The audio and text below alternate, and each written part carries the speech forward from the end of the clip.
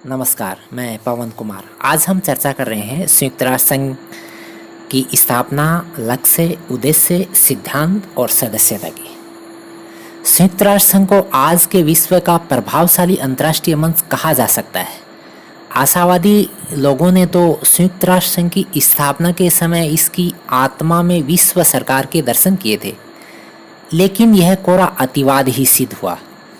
संयुक्त राष्ट्र संघ के द्वितीय महासचिव रहे डेग हैमरशोल्ड ने इस सत्य को स्वीकार करने में कोताही नहीं बरती और कहा कि संयुक्त राष्ट्र संघ का गठन मानवता को स्वर्ग तक पहुंचाने के लिए नहीं, बल्कि उसे नरक से बचाने के लिए हुआ है। स्पष्ट है कि प्रथम विश्व युद्ध की विभीषिका से झुलसा विश्व भविष्य को सुरक्षित रखने के उद्देश्य से राष्ट्र संघ के गठन को उद्धत हुआ था, किंतु द्वितीय विश्व युद्ध के भीषण नरसंहार ने अवगत करा दिया कि राष्ट्र संघ एक अधूरा प्रयास था जो द्वितीय विश्व युद्ध को नहीं रोक सका। तनावपूर्ण संबंधों, विजेता और पराजित राष्ट्रों की परछाइयों में पुनः प्रयास हुए और संयुक्त राष्ट्र संघ के रूप में एक नया विश्व संगठन उदित हुआ। ब्रिटेन के पूर्व प्रधानमंत्री चर्चिल ने चुटकी लेते हुए बताया कि हथियारों की लड़ाई से बेहतर है जुबानी जंग। यह बेहतर होगा कि एक ऐसा विश्व मंच बने जहां दुनिया के सारे देश एकत्र हों और एक दूसरे का सिर खाएं, न कि सिर कलम करें।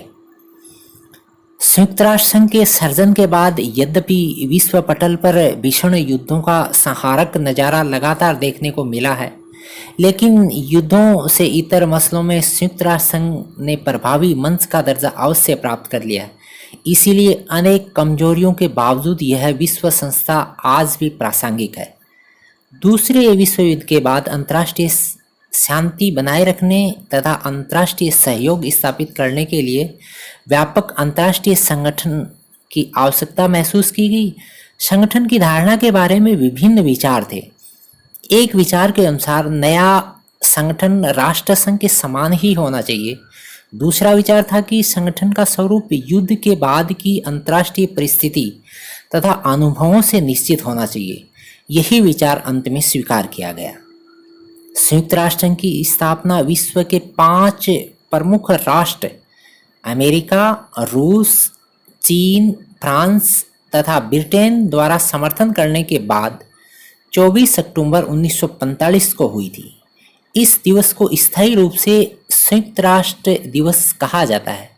संयुक्त राष्ट्र संघ की महासभा की पहली बैठक 10 जून 1946 को लंदन में हुई, जहां केवल 3 महीने पहले राष्ट्र संघ को समाप्त करने के लिए राष्ट्र संघ की असेंबली की आखिरी बैठक हुई थी।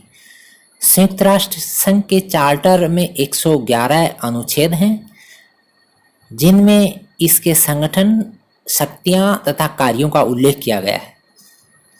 संयुक्त राष्ट्र संघ के लक्ष्य, ऑब्जेक्टिव ऑफ यूएनओ।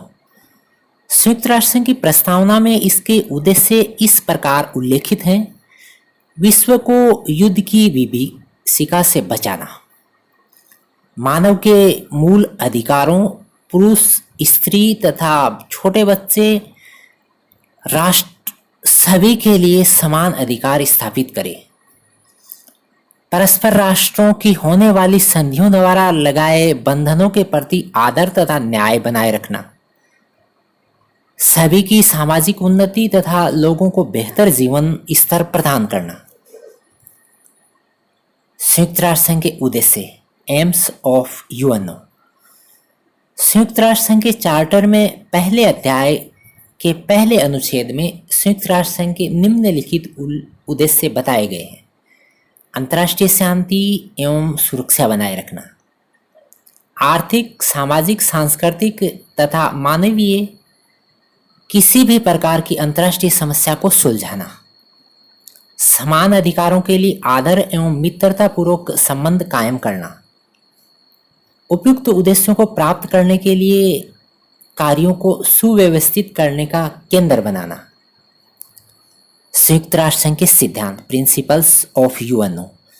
संयुक्त राष्ट्र संघ एवं इसके सदस्यों को निम्न कार्य करने होते हैं: सभी सदस्यों की प्रभुसत्ता का सम्मान करना, सदस्यों को चार्टर के अनुसार लगाए गए प्रतिबंधों का अपनी इच्छा के अनुसार पालन करना होता है, जो राष्ट्र इसके सदस्य नहीं हैं वे संयुक्त राष्ट्र संघ के सिद्धांत के अनुसार कार्य करें, झगड़ों का निपटारा शांतिपूर्वक करेंगे, राज्यों की भू अखंडता के विरुद्ध धमकी या बल प्रयोग से परहेज पर बल देंगे।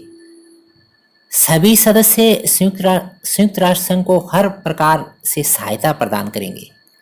संयुक्त राष्ट्र संघ किसी भी राज्य के घरेलू मामलों में हस्तक्षेप नहीं करेगा। संयुक्त राष्ट्र संघ की सदस्यता, मेंबरशिप ऑफ यूएनओ। संयुक्त राष्ट्र संघ के दो प्रकार के सदस्य होते हैं। वे सदस्य जो प्रारंभ से ही संयुक्त राष्ट्र संघ में शामिल हो गए थे तथा जिन्होंने सैन फ्रांसिस्को सम्मेलन में भाग लिया था। संयुक्त राष्ट्र संघ के मूलतः 51 सदस्य थे। वे सदस्य जो संयुक्त राष्ट्र संघ के बाद में शामिल हुए।